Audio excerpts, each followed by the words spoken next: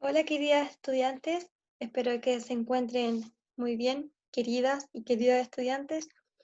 Bueno, ahora vamos a comenzar una nueva clase que tiene continuidad con la clase que vimos anterior. Si ustedes pueden ver y estudiaron, ¿cierto? Vimos todo lo que era introducción a la anatomía, ¿ya? Y ahora vamos a ver más específico cada sistema principal. Pero antes es muy importante mencionar y que ustedes conozcan los ejes y las posiciones anatómicas, para que cuando escuchen algunos términos ya no se le haga tan desconocido. El primero que nosotros vamos a estudiar acá, ya tenemos que conocer cuáles son los ejes del cuerpo,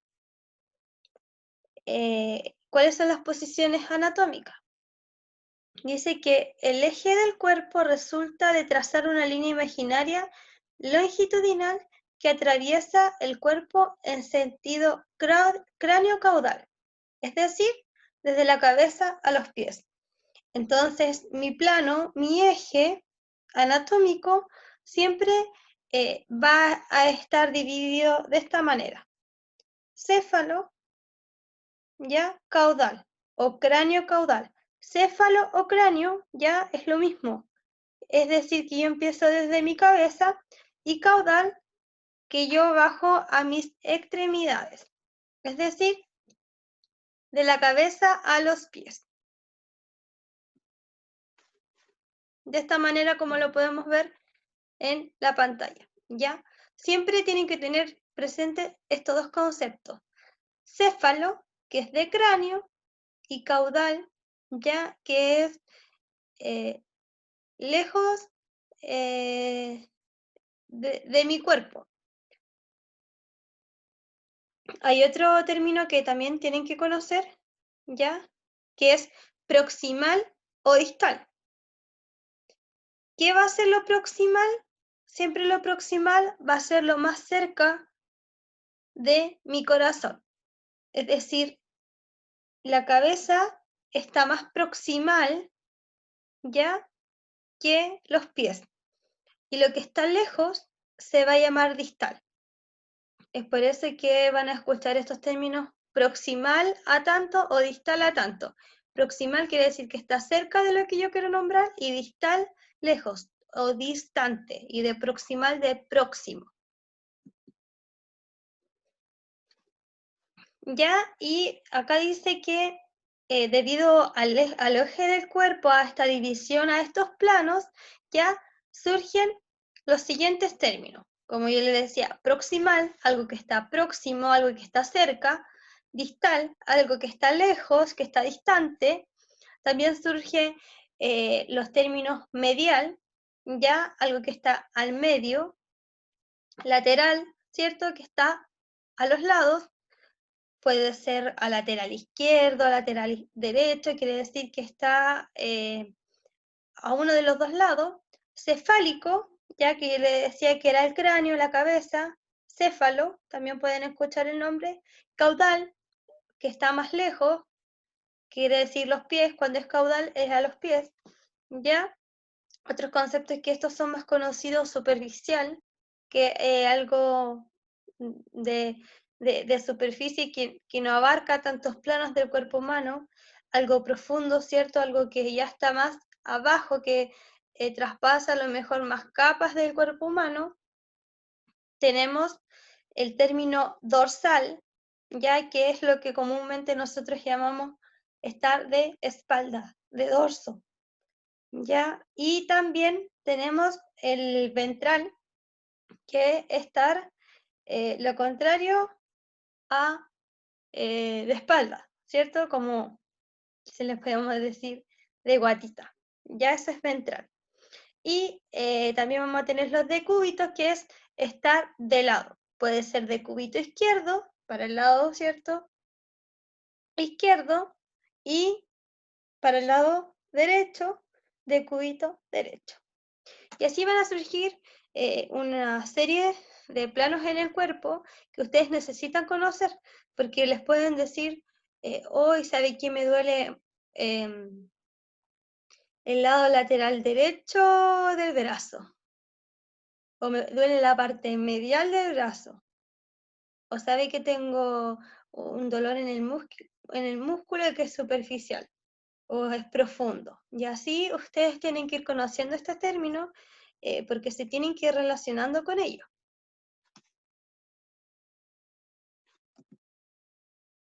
Ahora vamos a ver las posiciones con el paciente acostado. Este, como yo le decía, es de cúbito supino, para arriba, de espalda. ¿Ya? De espalda. Para abajo va a ser prono. Vamos a tener lo que yo le decía, el de cúbito lateral, que puede ser lateral izquierdo o lateral derecho. Entonces vamos a tener el supino hacia arriba. Si yo les coloco la evaluación de qué forma está esta persona y les pongo esta foto, tienen que decir que está supino, porque está mirando hacia un plano hacia arriba. Prono, ¿cierto? Hacia abajo.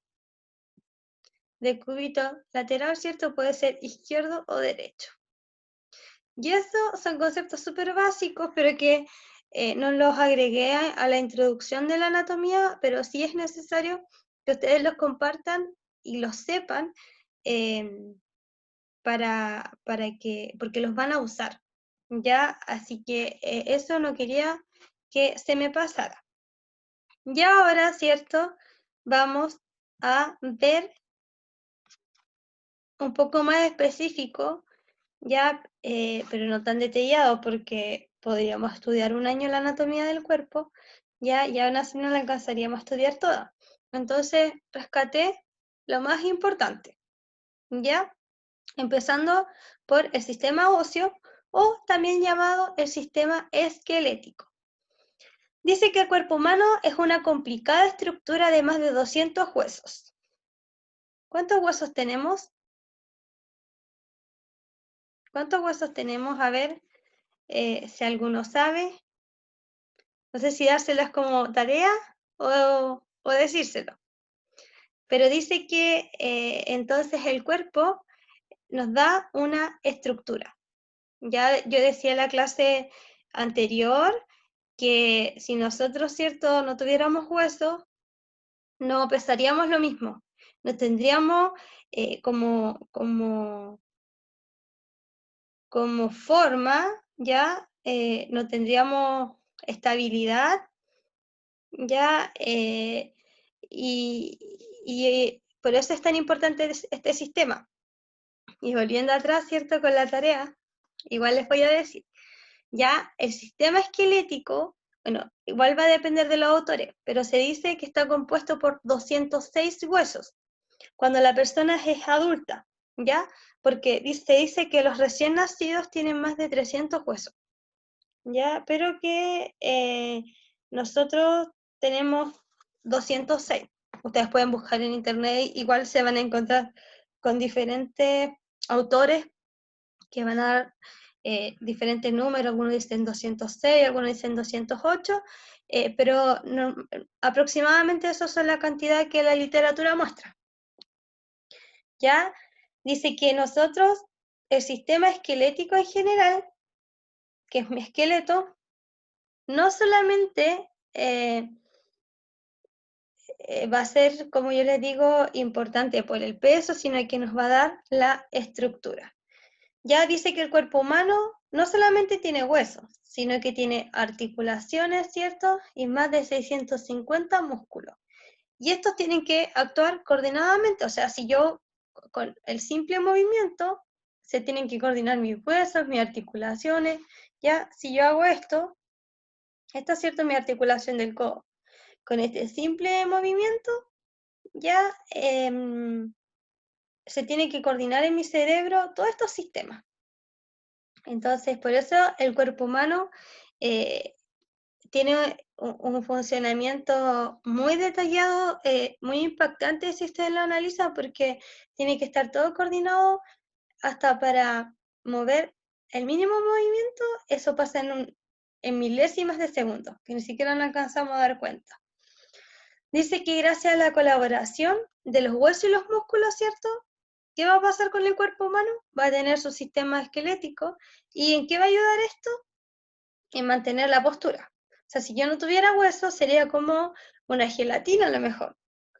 Ya no podría dar soporte. Entonces, también el sistema esquelético nos permite desplazarnos y realizar múltiples acciones. Correr, saltar, comer, todo lo que es movimiento van a estar influidos por esto. Dice que es cierto, tenemos más de 200 huesos, específicamente 206, 208, unas 100 articulaciones, como yo ya le había dicho, y más de 600 músculos. Y ahora vamos a ver las funciones básicas que tienen los huesos y el esqueleto. En primer lugar, ¿cierto? Hablábamos del soporte. Dice que los huesos proveen un cuadro rígido de soporte para los músculos y los tejidos blandos. Es lo que yo les hablaba. Si fuéramos puro músculo, ya seríamos como a lo mejor una gelatina, pero el soporte lo van a dar los huesos. Ya van a ir todos relacionados, pero gracias a los huesos vamos a tener un soporte. También, por otra parte, los huesos van a tener una función de protección. Y ustedes me pueden decir, pero ¿qué protección? Bueno, ustedes saben que vamos a tener diferentes tipos de huesos, algunos más largos, otros más cortos, ¿ya? Y van a haber huesos, ya que van a formar ciertas cavidades. ¿Con qué objetivo? Para proteger los órganos internos de posibles traumatismos, de posibles fracturas, de posibles golpes. Por ejemplo, el cráneo, ¿cierto? Es mi protección para que no le pase nada a mi cerebro. Las costillas, por ejemplo, son una protección para que no les pase nada a mis pulmones. Y así, donde tengamos los órganos nobles, ya, la caja torácica, ¿cierto? También va a proteger, ¿cierto? Mi corazón. Entonces, va a servir para protegernos ya de posibles fracturas, golpes, traumatismo. Dice, por ejemplo, el cráneo va a proteger el cerebro frente a los golpes. Y la caja torácica, formada por costilla y esternón, protege, ¿cierto?, los pulmones y el corazón. Por otro lado, ya vamos a tener que el sistema esquelético nos va a generar y nos va a permitir el movimiento. Dice que gracias a los músculos que se insertan en los huesos, gracias a los tendones y a la contracción sincronizada, ya lo que yo le hablaba que en milésimas de segundo, ocurre un proceso bastante complejo si lo analizamos, para poder producir el movimiento. Y por último, ¿cierto? El sistema óseo cumple una función de homeostasis mineral. Y ustedes se preguntarán, ¿qué es homeostasis? Ya, este término a lo mejor es un poco nuevo, puede ser nuevo para ustedes. Homeostasis mineral. Cuando ustedes escuchen la palabra homeostasis, es algo que regula, que controla. Ya en este caso es mineral. Dice, el tejido óseo almacena una serie de minerales. Específicamente, ¿qué? Calcio y fósforo. ¿Y para qué vamos a necesitar calcio y fósforo? Para poder que se pueda producir el proceso de contracción muscular. Ahora, va a llegar un momento que yo a lo mejor voy a acumular mucho calcio y mucho fósforo. Entonces, ¿qué va a pasar con mi organismo? Si yo tengo mucho calcio y mucho fósforo, ya ¿qué va a pasar? Que los voy a tratar de eliminar. ¿A través de qué? Puede ser de la orina, de la transpiración, de las pérdidas insensibles que tenemos nosotros. Ahora, ¿qué va a pasar cuando nosotros en nuestro organismo nos falta calcio y fósforo? Dice que el hueso va a liberar dichos minerales en la sangre y lo va a distribuir a otras partes del organismo.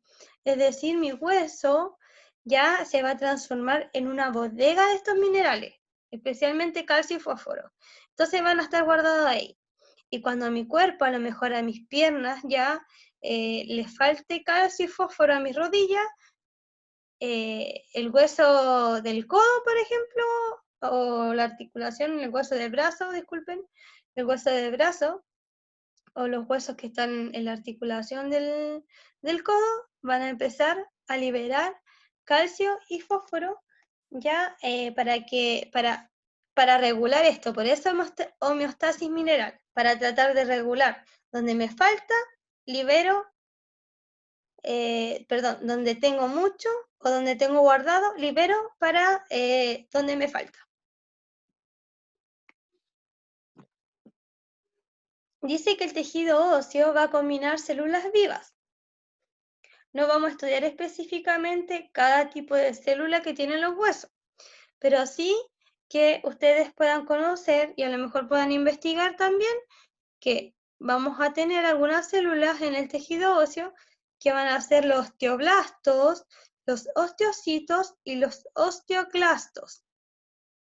Tarea, busquen qué son los osteoblastos, qué son los osteocitos y qué son los osteoclastos. Ya entonces el tejido óseo va a estar compuesto por estas células y también por otros materiales inertes, como sales de calcio y fósforo. Ya, y además va a estar, el hueso siempre va a tener el famoso colágeno, que es una proteína ya que va a estar presente en los huesos y también en otros tejidos. También dice aquí en la diapositiva que los huesos son órganos vivos que se están renovando constantemente gracias a las células óseas. Y esto tiene directa relación con los tipos de células que tenemos. Por eso es importante que investiguen, repito, osteoblastos, osteocitos y osteoclastos. ¿Por qué? Porque un hueso a mí se me puede regenerar. Es lo que pasa con las fracturas. Si yo tengo una fractura que no tuvo una desviación, solamente que se trizó el hueso, ya me van a inmovilizar para que a lo mejor no haya un movimiento de la fractura. Pero ¿por qué me van a inmovilizar o por qué a nosotros nos ponen yeso? Ya porque hay que tratar de inmovilizar para que durante ese tiempo que la extremidad esté relativamente quieta, ya se renueve el hueso y, y vuelva a estar de forma natural, ¿cierto? Sano, por así decirlo. Y acá va una pista, dice, los osteoclastos son células que destruyen el hueso. Y este es reemplazado por una nueva matriz ósea, ya que fabrican los osteocitos. Aquí le estoy ayudando con la tarea. Los osteocitos van a ayudar a crear el nuevo hueso o a tratar de restaurar el hueso. Y los osteoclastos son los que van a destruir el hueso. Y ustedes me van a decir, pero ¿por qué los osteoclastos destruyen el hueso? ¿Con qué fin? Cuando nosotros tenemos una fractura, supongamos que este es un hueso y yo me lo fracturé, quedó trizado y quedó así. Los osteoclastos, ¿cierto? Van a ir trabajando para unir mi hueso. Pero a lo mejor en esa unión me va a quedar un callo, o para que ustedes se lo imaginen así como una cicatriz.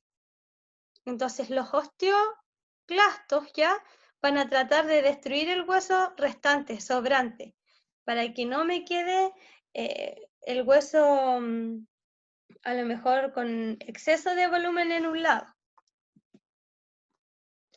Y como yo les decía, los autores dicen, algunos dicen que hay 206 huesos, acá otros dicen que son 208 huesos. Acá coloqué la clasificación de 208 huesos. Dice que tenemos 26 en la columna vertebral, 8 en el cráneo, 14 en la cara, 8 en el oído, un hueso yoides, 25 en el tórax, 64 en los miembros superiores y 62 en los miembros inferiores. Imagínense, nos aprendiéramos de memoria cada hueso. Igual sería un poco complejo. Ya yo, por eso les digo, lo estamos viendo de manera general, para que ustedes lo tengan en consideración. Y también hay otra clasificación, y que también se lo había mencionado, que vamos a tener varios tipos de huesos, muchas clasificaciones, pero normalmente vamos a usar y a decir que los huesos son largos.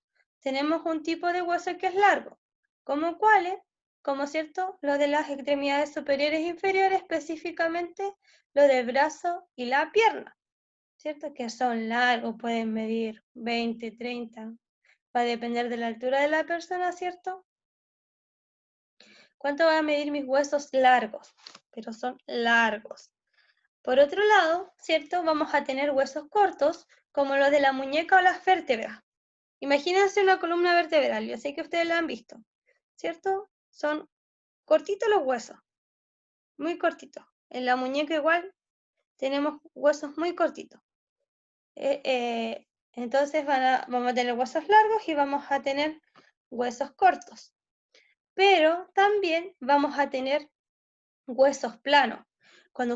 Si ustedes se fijan en los huesos de las extremidades, ¿cierto? No son regulares.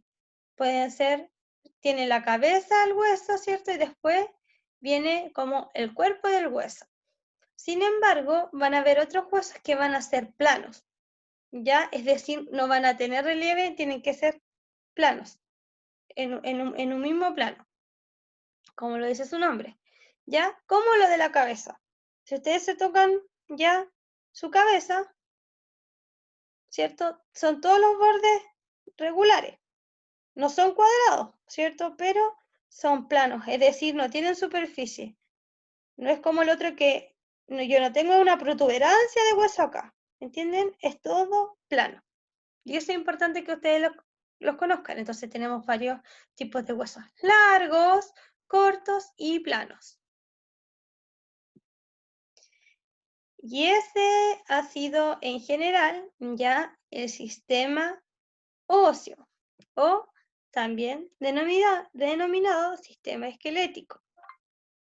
Y ahora vamos a continuar, como les digo yo, ya esto es de manera general, porque si no podríamos estar meses y meses estudiando ya los sistemas, pero es para que ustedes tengan una idea y al momento de enfrentarse, ¿cierto?, a esta carrera de salud, sepan lo que le están hablando. Entonces, ya cierto, vimos el sistema óseo, vimos las definiciones académicas, perdón, la definición anatómica y las posiciones de los ejes, y ahora vamos a ver algo relacionado con el sistema esquelético, ya que va a ser el sistema muscular. Y aquí yo les voy a compartir la pantalla donde dice sistema muscular. ¿Y qué es el sistema muscular? Dice que nosotros en nuestro cuerpo, y yo ya también se lo había mencionado, así que tiene que quedársele este número en su cabeza, tenemos más de 600 músculos. ¿Ya? ¿Y en qué van a ayudar? A producir el movimiento. ¿Junto a qué sistema? Al sistema óseo. Y esto también nos va a dar y va a ser importante en el peso corporal, ¿ya? Entonces, si bien estudiamos los sistemas por separados, pero siempre sus funciones van a ser en conjunto. Entonces, de un 40 a un 50% del peso corporal corresponde al músculo esquelético. ¿Cuál va a ser la función de mi sistema muscular? Dice que va a crear un equilibrio, ¿ya? ¿Para qué? Para estabilizar la posición del cuerpo. Si yo, antes yo les decía ya, si no tenemos huesos, ¿cierto? Seríamos a lo mejor como una gelatina. Ahora, si tuviéramos puros huesos, ¿cierto? Y no tuviéramos músculo, a lo mejor no podríamos, en realidad no podríamos mantener la estabilidad de nuestro cuerpo. A lo mejor no iríamos para un lado, no iríamos para otro, ya no tendríamos el mismo peso en la fuerza de gravedad también. Ya, entonces va a estabilizar la posición del cuerpo. También va a producir el movimiento, ya va a regular el volumen de los órganos, ¿cierto? Supongamos que desde pequeñito, ¿cierto? A nosotros nos van creciendo todos los órganos. Pensemos en el órgano, en el hígado. El hígado va a tener muchos músculos a su alrededor y si esos músculos no crecieran junto con el hígado, ¿cierto? El hígado va a tratar de ocupar más espacio y el volumen va a ser demasiado desproporcionado al cuerpo. Entonces también con su crecimiento de los músculos van a regular el volumen de los órganos. También dice que el sistema muscular va a movilizar las sustancias dentro del cuerpo y que nos ayuda a producir calor. Por eso que si yo tengo más masa corporal, ya a lo mejor voy a atender a tener menos frío. Ya a lo mejor si yo tengo menos masa muscular, una persona que es más flaquita, ya va a tener más tendencia a tener frío porque le va a costar producir calor. ¿Ya? Y dice que la ciencia encargada del estudio del sistema muscular se llama miología. Logía es estudio y mio en este caso es músculo. Ahora, estamos hablando del sistema muscular, ya subimos sus funciones, pero vamos a estudiar específicamente qué es el músculo. Dice que el músculo es un órgano contráctil que determina la forma y el contorno de nuestro cuerpo. Es algo contráctil, o sea, se contrae, se relaja. El músculo tiene esta facultad, se puede contraer y relajar. Por ejemplo, el corazón es un músculo que está en constante contracción, ¿cierto? Todo el día debido a los latidos cardíacos y toda la noche. En realidad, las 24 horas, ¿cierto? El corazón está bombeando, se está contrayendo y relajando, porque es un músculo. También dice que el músculo cuenta con células capaces de elongarse a lo largo de su eje de contracción. Por ejemplo, cuando nosotros nos estiramos, cuando nosotros corremos, cuando elongamos antes a lo mejor de correr, de trotar o posterior a realizar ejercicio, ya va a tener el músculo estas células que le van a dar la posibilidad de elongarse, ya, y de contraerse. O sea, yo al momento, por ejemplo, de hacer así, yo me estoy elongando y las células de este músculo son capaces de producir esto.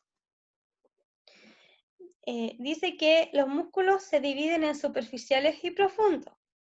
¿Cuáles van a ser los superficiales, cierto? Los que se encuentran justo debajo de la piel y por encima de la aponeurosis superficial. Busquen lo que es la aponeurosis superficial, ¿ya? O lo que es la aponeurosis en realidad.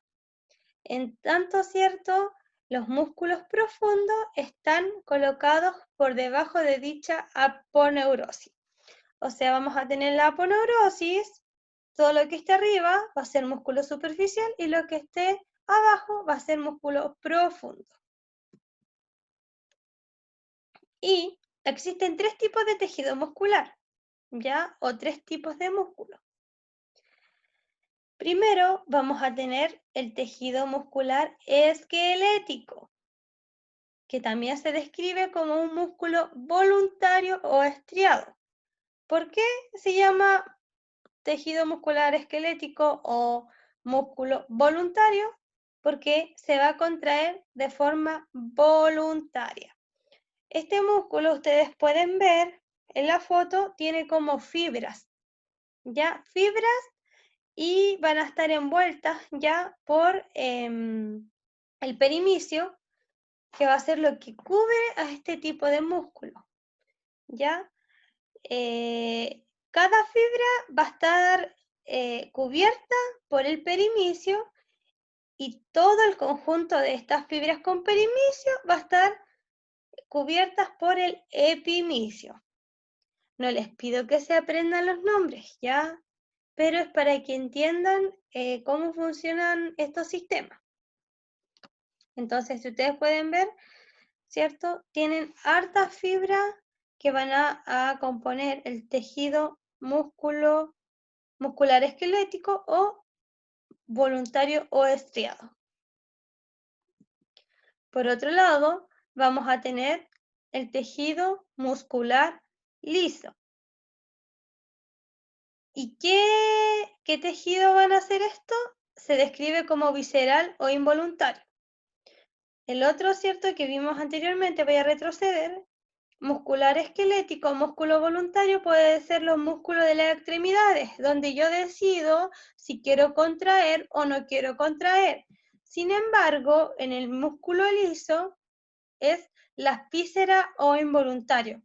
Quiere decir, todos nuestros órganos van a estar apoyados de estos músculos, ¿ya? Pero yo no puedo decir, hoy voy a mover mi hígado, hoy yo voy a mover mi páncreas. No puedo decirlo porque es un movimiento involuntario, no es algo que yo pueda manejar, a diferencia de cuando yo quiero correr, que sé que voy a mover mis extremidades porque yo quiero, si yo quiero caminar o no quiero caminar, ¿ya? Entonces el tejido muscular liso se describe como visceral o involuntario y no está bajo del control voluntario, es decir, no lo podemos controlar nosotros. Dice que se encuentra en las paredes de los vasos sanguíneos y linfáticos, en el tubo digestivo, en la vía respiratoria, en la vejiga, en las vías biliares y en el útero. Ya estas cosas nosotros no podemos moverlas porque queremos. ¿Por qué? Porque son involuntarios. Y también vamos a tener el tejido muscular cardíaco que se encuentra específicamente y exclusivamente en las paredes del corazón, ¿ya? Y también no va a estar, ¿cierto?, bajo el control voluntario, sino por automatismo. El corazón no funciona porque nosotros le decimos, oye, funciona, o apágate, o no quiero que te muevas. El corazón está automatizado, se va a mover sí o sí constantemente por los latidos cardíacos. Entonces el corazón también, ¿qué es lo que va a tener? Va a tener células contráctiles. También es importante mencionar ya otros componentes en el sistema muscular. Vamos a tener tejido conectivo. ¿Cuál va a ser el tejido conectivo? Va a proteger los músculos. Es todo el tejido que va a rodear y proteger el músculo. También vamos a tener tejido conectivo en la piel y en los tendones. ¿Ya? Entonces, por ejemplo, esto de mi piel, esto es tejido conectivo. ¿Ya? Protege mis músculos. Por otro lado, vamos a tener los tendones o el tendón muscular. ¿Qué van a hacer? Dice que está constituido por fascículos fibrosos de diverso grosor, cuyo conjunto se halla envuelto por una vaina conjuntiva denominada peritoneo. Dice que es un cordón de tejido conectivo denso, irregular, compuesto por haces de fibras colágenas que fijan el músculo o el hueso o la piel. Aquí, ¿cierto? En la imagen nosotros podemos ver un tendón.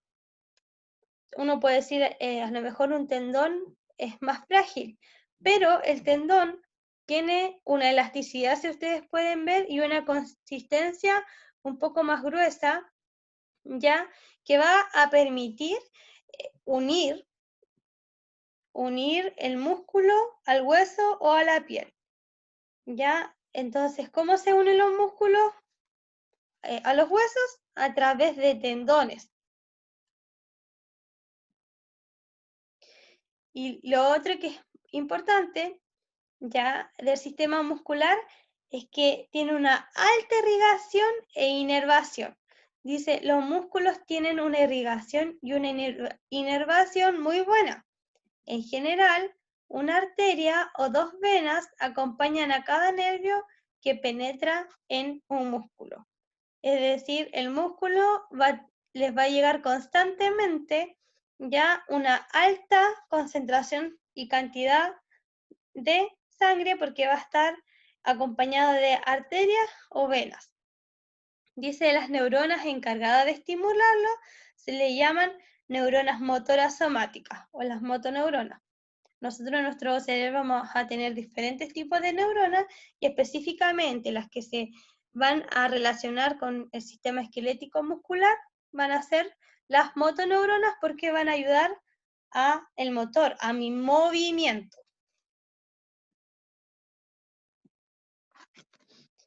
Ya, así que espero que le haya quedado claro todo lo que es el sistema muscular y el sistema óseo y aparte las posiciones anatómicas o los ejes del plano del sistema esquelético y del sistema humano en general.